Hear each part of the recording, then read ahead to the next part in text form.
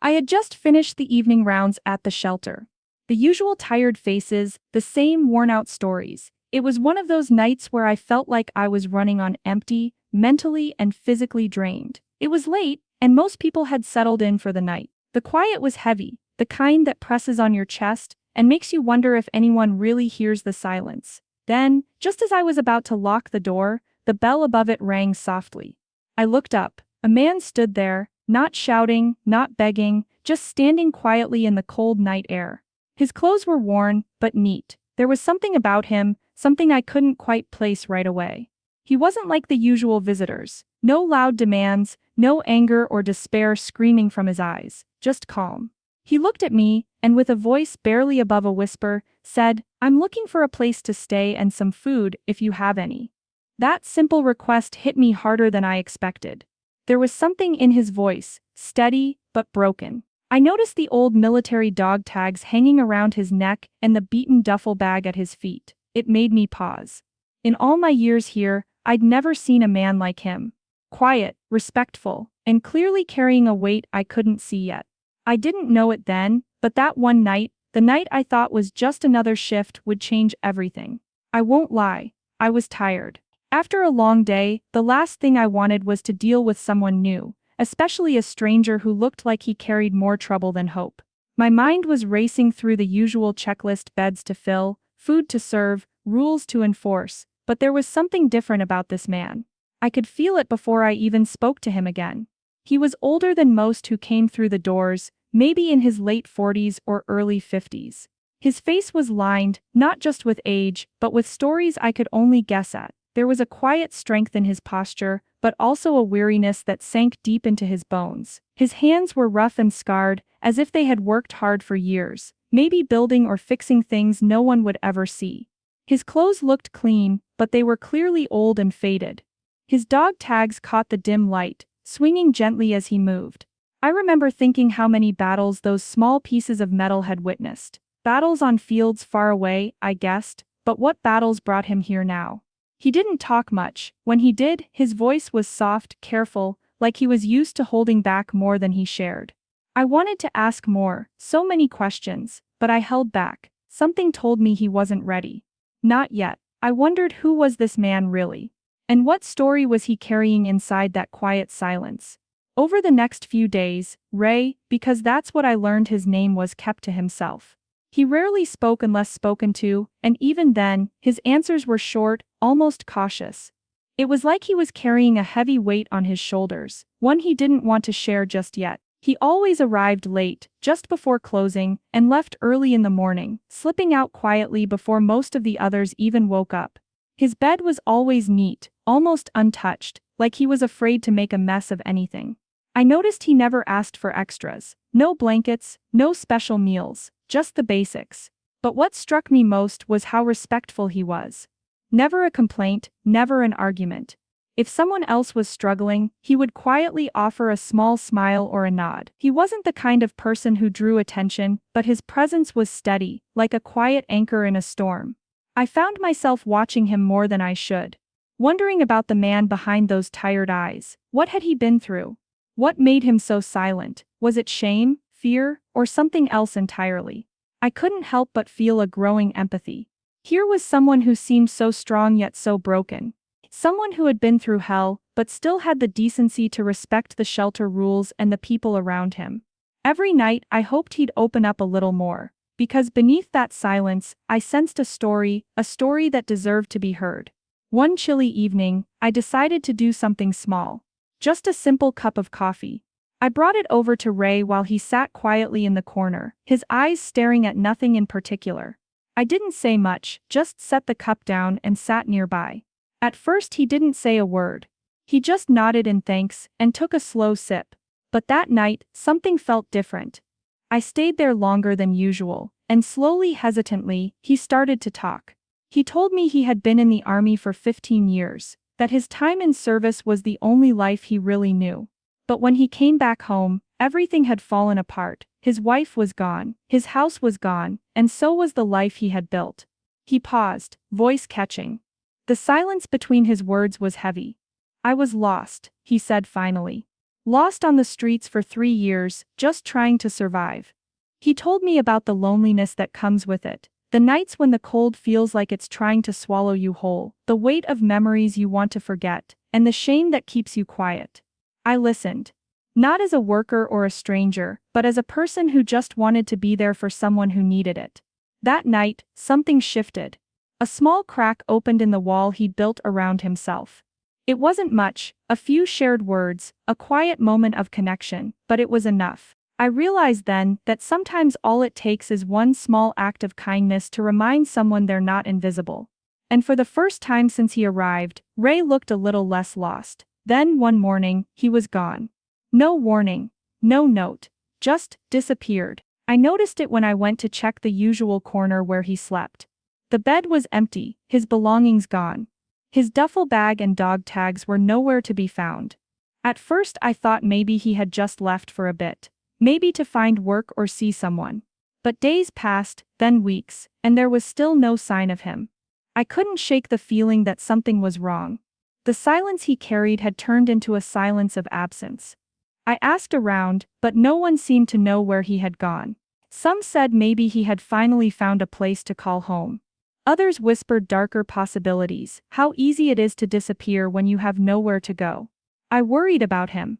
About the man who had trusted me enough to share his story, even just a little. What if he was lost again? What if the streets swallowed him up, like they had before? The mystery of his sudden disappearance haunted me every day. I wanted to believe he was safe. I needed to believe it, but the truth was, I had no idea where Ray was, or if he was even alive. A few weeks passed after Ray disappeared. No warning, no note, just gone. I tried not to let it bother me. People come and go here all the time. Sometimes it's hard to hold on to hope when the world around you feels so broken. Then one afternoon, the shelter manager handed me a small package, no return address. Just my name written carefully on the front. I felt my heart skip.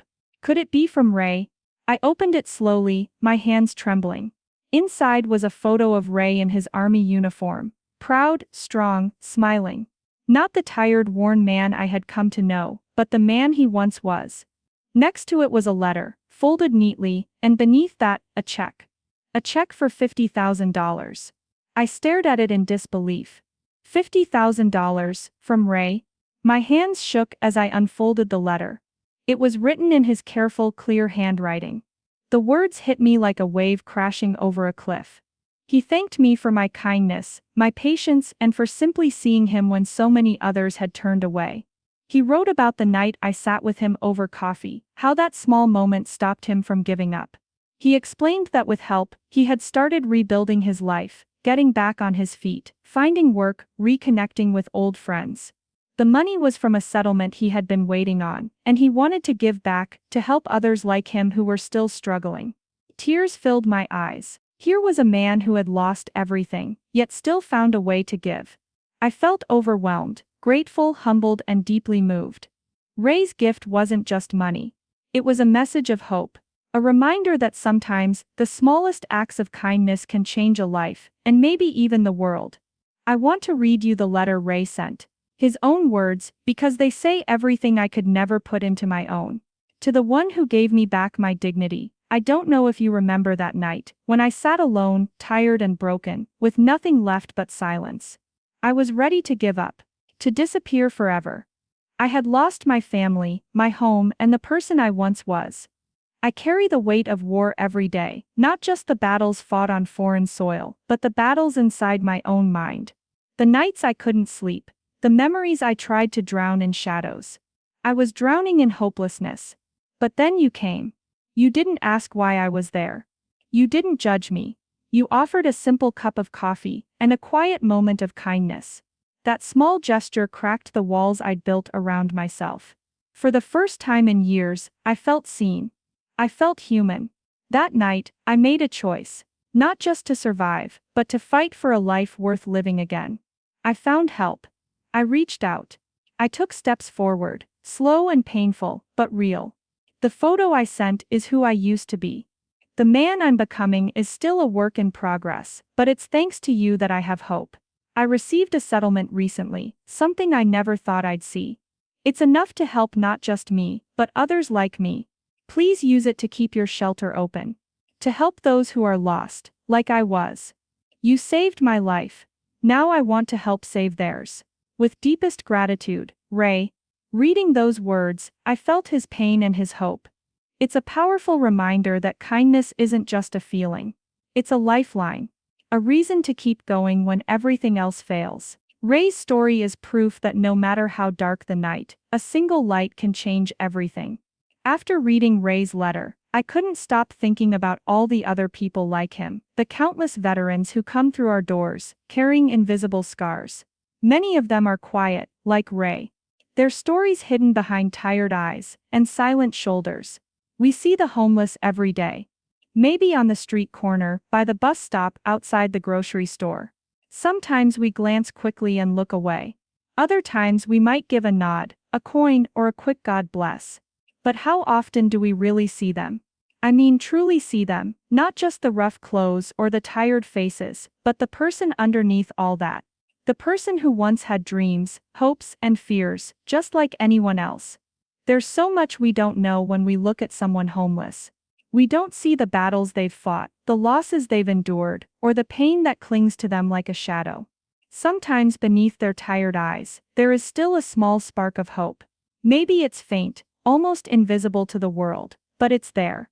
It's that tiny flicker that keeps them moving forward, day by day, even when it feels like the world has given up on them.